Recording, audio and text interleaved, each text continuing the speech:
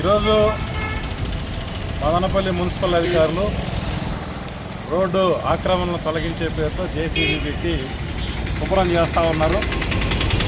ఈ కార్యక్రమాన్ని సిపిఎం అన్నమయ్య జిల్లా కమిటీ తరఫున స్వాగతిస్తూ ఉన్నాం.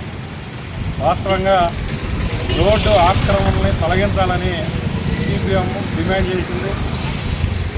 పట్టణంలో ట్రాఫిక్ నిబంధనలు ఏర్పాటు చేశారు. ఆర్టీసీ బస్సులన్నీ కూడా రామారావు కాలనీ మీదుగా ఇతర ప్రాంతాలకు వెళ్ళేటట్టుగా ఏర్పాటు చేశారు. అది సరైనది కాదు, యథాతథంగా నడపాలని చెప్పి మేము రిక్వెస్ట్ చేసాం. అది చేయాలి అంటే ఖచ్చితంగా రోడ్డు ఆక్రమణను తొలగించాలని చెప్పి డిమాండ్ చేశాం. అయితే ఈరోజు మున్సిపల్ అధికారులు ఏం చేస్తున్నారు?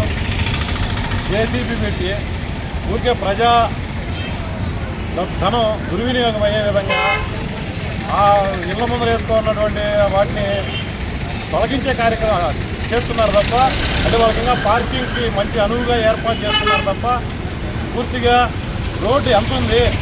1960లో మున్సిపల్ ఏర్పాటు అయినప్పుడు రోడ్డు ఏర్పాటు ఎంత జరిగింది? ఆ తర్వాత 93లో మొన్నొకసారి ఈ రోడ్డుకు సంబంధించిన ఆక్రమణ తొలగించారు. అప్పుడు ఎంత చేశారు? ఎంత రోడ్డు ఉంది? ఎక్కడి నుంచి ఎక్కడి దాకా రోడ్డు ఉంది? ఈ రోడ్డు ఎక్కడెక్కడ ఎంత ఆక్రమణ జరిగింది?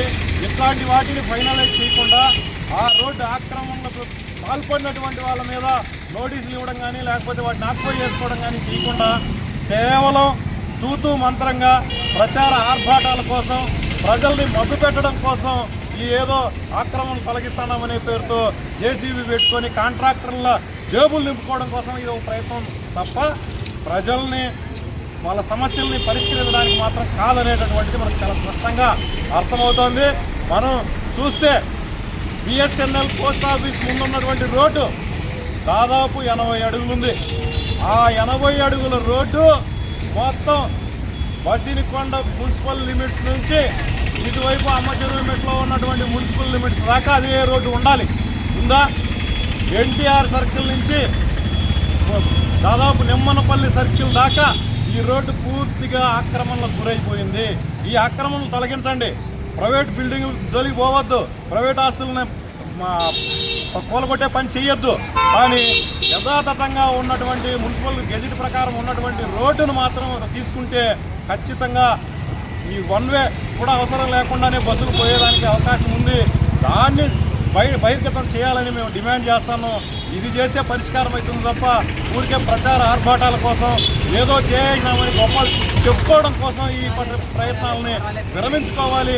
ఎప్పటికైనా చిత్తశుద్ధి ఉంటే టౌన్ ప్లానింగ్ అధికారుల్ని, సర్వే అధికారులని వెంటనే రంగంలోకి దింపి ఆర్ఎండ్బి, మున్సిపాలిటీ, రెవెన్యూ 3 డిపార్ట్మెంట్లు సమన్వయం చేసుకొని ఈ రోడ్డును సర్వే చేసి రోడ్డు ఆక్రమణలు ఎంత ఉందో తేల్చాలి.